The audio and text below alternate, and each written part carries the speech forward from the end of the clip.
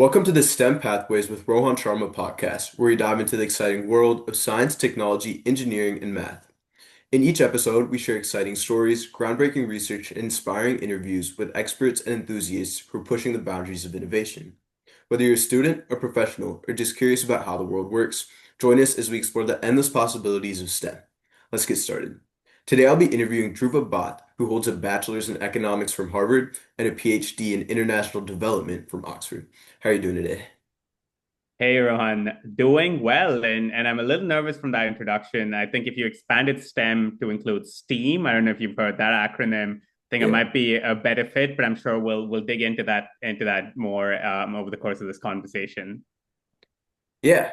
So to get started, I wanted to ask about where your interests were back in high school and what activities you were involved in then. Yeah, it's a good question. Let me start with my academic interests because I grew up in India in a city called Chennai, and I went to a school that was pretty traditional in its outlook.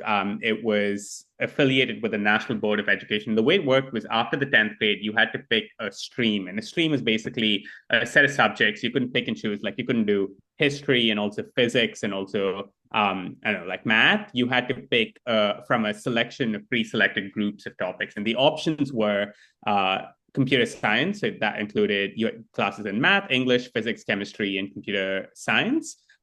Biology, which had the same first four subjects, and then also biology instead of computer science. And then commerce, which was math, English, economics, accounting, and business studies. And I was kind of terrified after taking physics in the 10th grade, and I didn't think of myself as a STEM person. And so I ended up taking the commerce group, and I was deeply interested in the social sciences.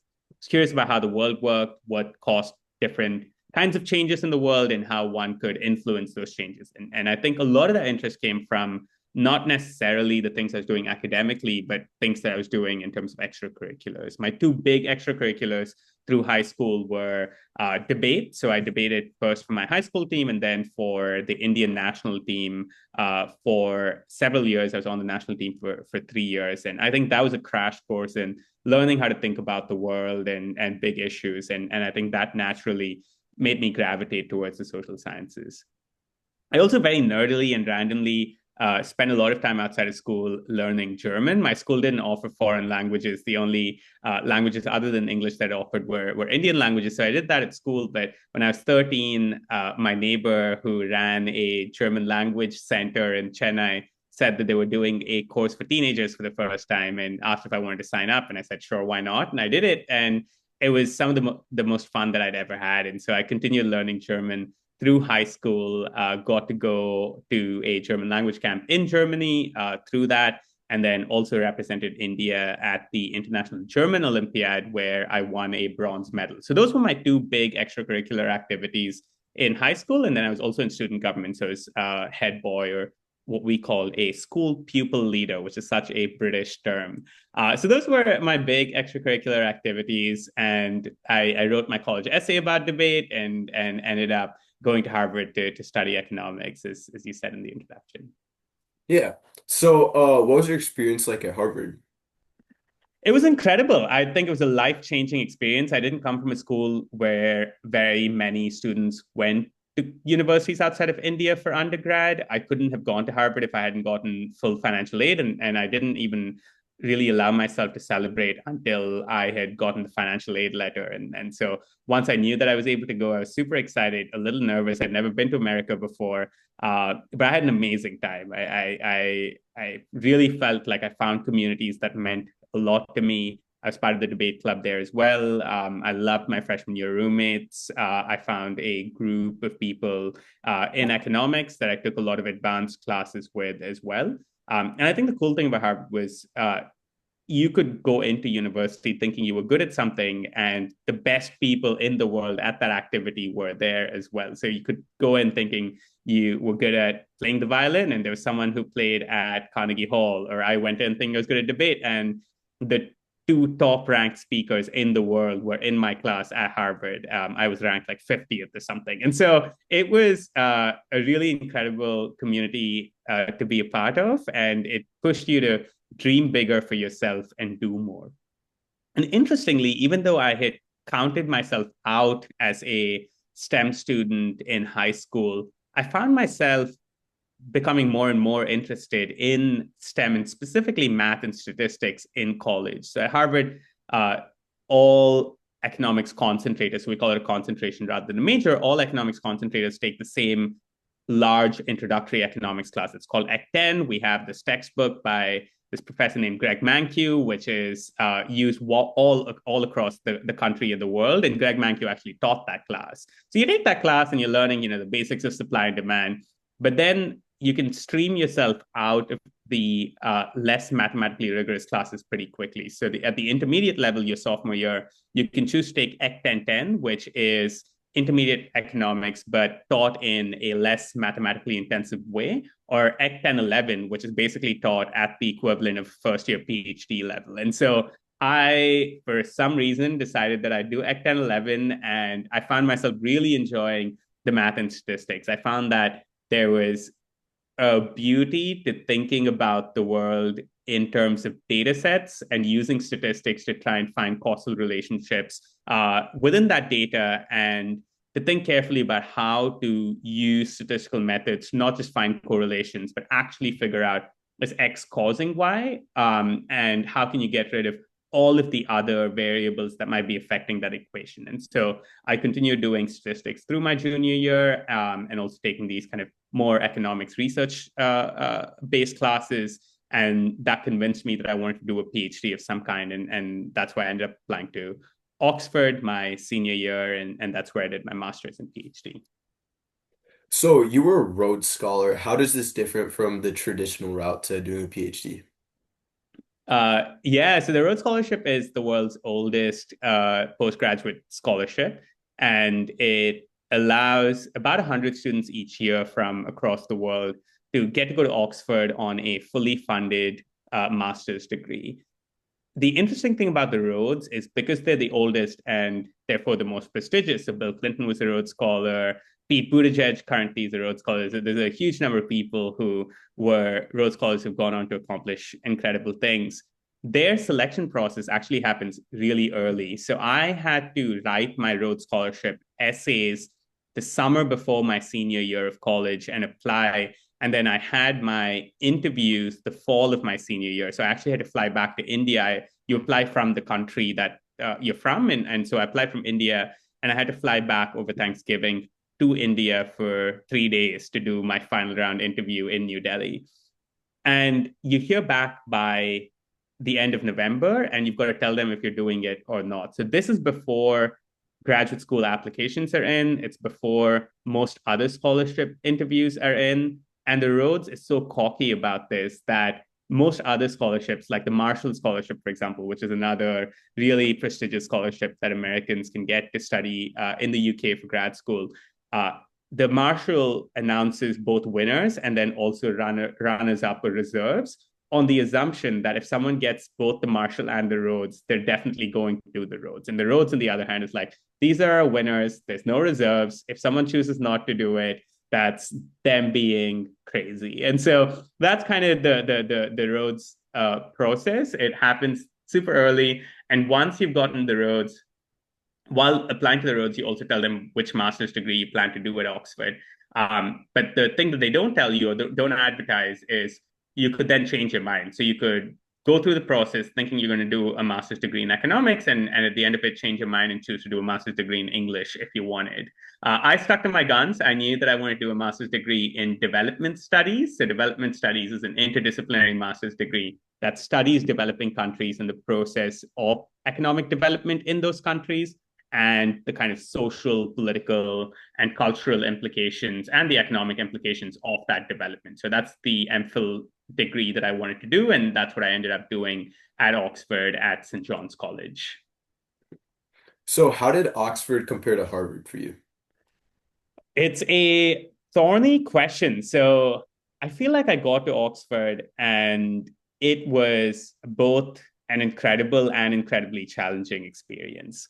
And I think there's a few different parts to that. The first was, I think, transitioning out of college into a new place is hard for anyone. I'm seeing that with my sister right now. She graduated college in India a year and a half ago and moved to a city where she had no friends going in. And with Oxford, I had a few people that I knew, but it wasn't like moving from Harvard to New York City or DC, where a third of our class went, or San Francisco. And I think transitioning to anything but those big cities is going to be hard because you've spent 4 years getting used to a city, getting used to a pace of life, getting used to a community, and all of a sudden you're in a new place, trying to get your bearings, trying to build community again. And I think that can be challenging. Um, Harvard and Oxford are also very different places. So uh, I think the US education system is structured to kind of guide you through the process of your education as smoothly as possible. And what I mean by that is when you're doing a course in undergrad in the US, your grade at the end of the semester is broken up into these different pieces. And you can look at the syllabus and you know that 30% of my grade is my final exam, 10% is my presentation that I have to do in week 3, and then 10% is classroom participation. And you know what you need to do at different points in time to be able to get a specific grade in your course in the US. In the UK, it's very different. It's much more similar to the system I had in India growing up, where the bulk, if not all, of the grade is just based on the final exam you take or the final paper you submit at the end of the year. And so it took a little bit of I had to change how I thought about school a little bit and get used to a much more hands-off process where the professors are there, they'll do lectures and you'll have your reading groups, but they're really there to facilitate and support you. And the expectation is that at Oxford, you're there because you want to learn. And so you'll do the readings, you'll find more to do outside of what the professor assigns you, and that you'll then be learning for the sake of learning. And you'll be turning in essays. These essays will be graded, but they don't count towards the final grade. It's only that final exam that matters. And so that I think was tricky as well. And then finally, I was also going from quite a quantitative economics degree in undergrad to a very interdisciplinary, almost a degree that was almost closer to the humanities, to be honest, because a lot of what we were doing were things like anthropology and history and political science. And so we were engaging with methods and ideas that were very different to what I'd engaged with before. And I didn't have a background in a lot of those going in. And so I think that was challenging for me as well. But I think those were good challenges to have. I think it taught me to rewire my brain in different ways. And I think I'm a deeper thinker and and a more effective person as a result of that. Yeah. So after you graduated from Oxford, what was the first place you worked at? It's a good question. The graduation from Oxford took a while because what happened was I did the MPhil, which the master's degree from 2017 to 2019, and I transitioned from the master's into a PhD in 2019. And I was doing my PhD on startup culture in India, so studying venture-backed B2C tech startups in India. And I'd gone back to India in early 2020 to do field work. So I was doing interviews, collecting data, trying to do the work that would form the basis of my PhD thesis. And then the pandemic hit and everything was at a standstill. And so there was this period where I was trying to figure out what was going on with my life, if the world would go back to normal, how I could collect data for my research. And that's when a classmate of mine from undergrad, his name's Steven, he and I had actually met in a research program in undergrad. He reached out and he had a bit of a gap between wrapping up his job and starting grad school and wanted to do something entrepreneurial. And he was thinking of starting a research program for high school students. And we started talking, and it was an idea that appealed to both of us. I think we were both giant nerds in high school and felt like we would have liked to have been engaged more deeply than we were at school. And so we started the company that we now run called Lumiere a little over 5.5 years ago, the summer of 2020. And we had 12 students sign up. We matched them with mentors who were PhD candidates at Oxford or at top universities in the US that we knew through our own personal networks, and had them work with these students to help the students explore their interests and experience research for the first time. That was super interesting. In the fall, we had applications go live again, and we had 40 students sign up. In the winter, we had 60 students. And that's when Steve and I realized, hey, we've got a real kind of opportunity on our hands that students are hungry for, and that can turn into a real legitimate company. And so I actually ended up spending a lot of time over the next few years on building Lumiere, and my PhD took a little bit of a backseat. I was still trying to do interviews when I could, try to write up when I could, but the process of writing the PhD took a lot longer than I'd anticipated. And so I only submitted my PhD at the end of 2023, even though I started it in 2019. And so it took longer than I would have liked, both because of the pandemic and because I was spending a lot of my time building this company instead. So, what was the process for building a company like, and was there anything that you were able to apply since you're doing a PhD in startups? Yeah, I think there was. My PhD was studying a very specific kind of startup. It was studying kind of these venture-backed startups that are looking to scale super quickly.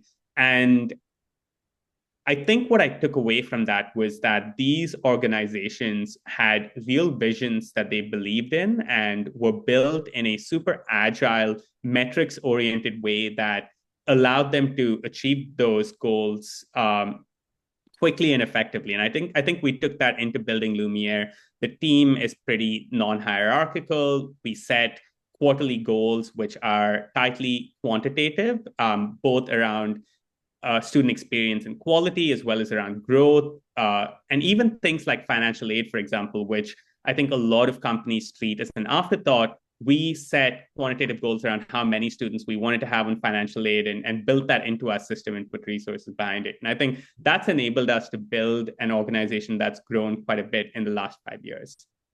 But on the flip side, I think a lot of entrepreneurs, especially in kind of today's ecosystem, and even more so actually 5 years ago when we were starting, believed that the only path to entrepreneurship was through venture capital and by raising a ton of money and building something using that money. And my PhD thesis was actually quite skeptical of that idea. It argued that raising venture capital can skew incentives and goals and also dilute ownership for founders in a way that can be detrimental both to them and to the organization. And that's why you see, especially in education, a lot of organizations grow really large really quickly and then kind of flame out. So in India, one of the biggest startups was actually at the time this organization called Byju's, which is an online education company that raised, I think, a couple of $1 billion and was worth over 9 billion, no, over $22 billion at some point. And then but in order to justify those valuations, they had to pursue really aggressive growth tactics, including hiring salespeople that allegedly misled people who didn't really have all the information needed to make decisions. They had to acquire a whole bunch of organizations in a way that wasn't profitable. And as a result of that, Byju's actually is effectively shutting down now and has been mired in controversy for the last 2 years. And we see examples of that in the US as well with these kind of giant ed tech companies, including college prep and test prep companies flaming out because they raise a ton of money and then they realize that they can't grow sustainably to meet what that valuation requires of them. So Steve and I actually took a different path. We bootstrapped the company. We spent our first year working for free, and then our second year taking out a small salary. And so that was kind of our investment in the company. We spent a few $1,000s kind of building a website and having someone work part-time. But we really hustled in those early years, using our time and energy in lieu of venture capital to try and build something that can grow sustainably. And we're really proud of what we built. We haven't raised any money, and we've been able to bootstrap to now work with thousands of students every year. We have a full-time team of over 100 people all across the world.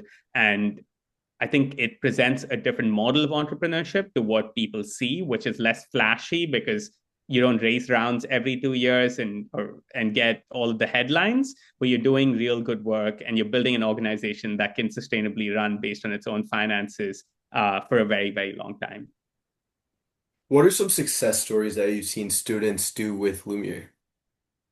Yeah, it's incredible. I was actually just speaking to a student who is graduating from Berkeley this year. I think he was part of one of the very first cohorts of Lumiere, and this kid was incredible. He in high school was interested in two very different things. He was interested in tennis and he was interested in machine learning. And this was way before ChatGPT and all that. So he built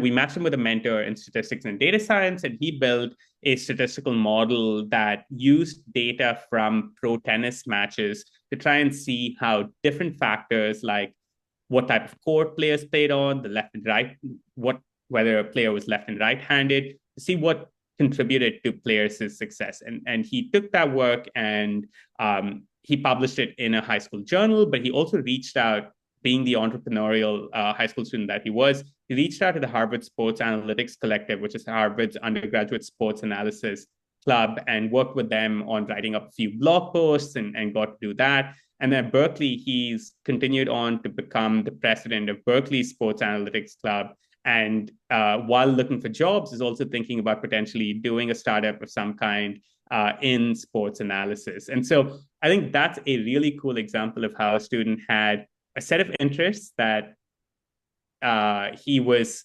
curious about, both academically and non-academically, was able to combine them, making use of the opportunity presented by a structured research program with a mentor to do really meaningful work, and then build on that work both in high school and in college to go deeper and deeper to become a real expert in the field, such that it can really be something that he builds a livelihood around. So that's, I think, an example where, I've seen the student now over the course of 5 years flourish in this field. And I just feel so proud to play a small part in helping him explore those interests and do something meaningful there.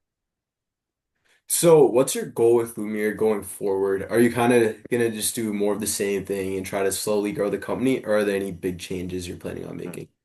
Yeah, so with Lumiere, our vision is to build a portfolio of programs and organizations that help talented, ambitious students from around the world, no matter what they're interested in. And so the Lumiere Research Scholar Program continues to be the biggest program under the Lumiere umbrella, but we also have a number of other programs. So for instance, Veritas AI, which is our machine learning and AI bootcamp for students that are interested in learning the basics of Python and building a project in the space.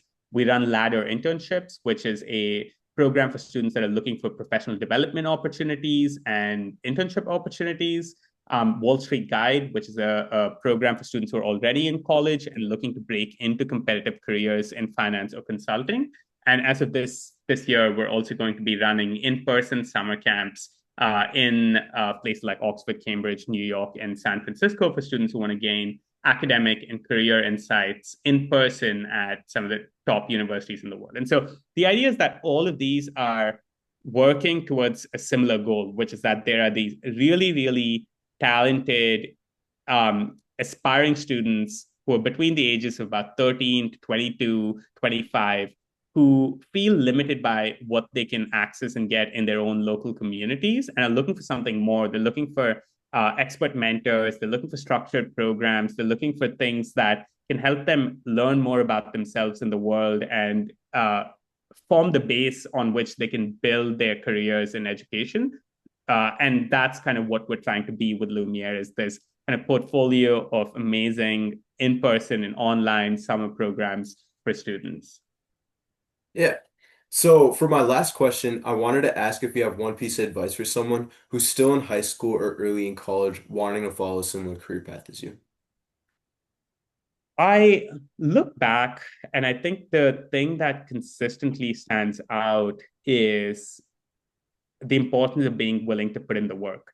When I was in high school, I would spend hours every day in the evenings, over the weekends, during breaks, doing debate practice. We had when I was on the national team and we were preparing for the World Championships, we had days that ran from 9 a.m. to midnight, and we left that and came back the next morning excited to do it all again. We practiced the same speech over and over and over again. I watched thousands of videos of other debaters and tried to emulate them. I took notes and I practiced giving speeches as if I was them.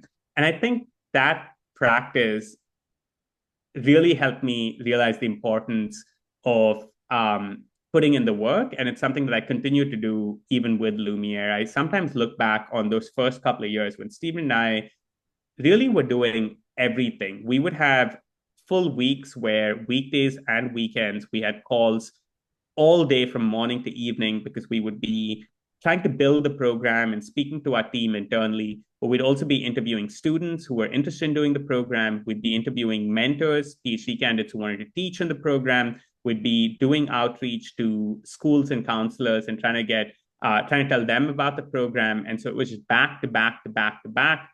And I think being able to put in that time really, really helped with building the base from which we could then make the money that would allow us to hire people and build a sustainable organization. And now, of course, we have a team that does a lot of those things that I described, but my days are a little bit shorter, but not that much shorter, and instead focused on working with different team members and problem solving, identifying new opportunities, setting up work streams, making sure that team members are doing what they should and holding them accountable. And so I think the main thing is no matter what age you're in, what age you're at, being willing to put in the work is crucial, and there really is no substitute for that. And I think it pays off. All right, then. Thank you for joining me on the podcast today. Thank you, Ron. This has been such a pleasure. And I hope that it was useful to anyone who listened in.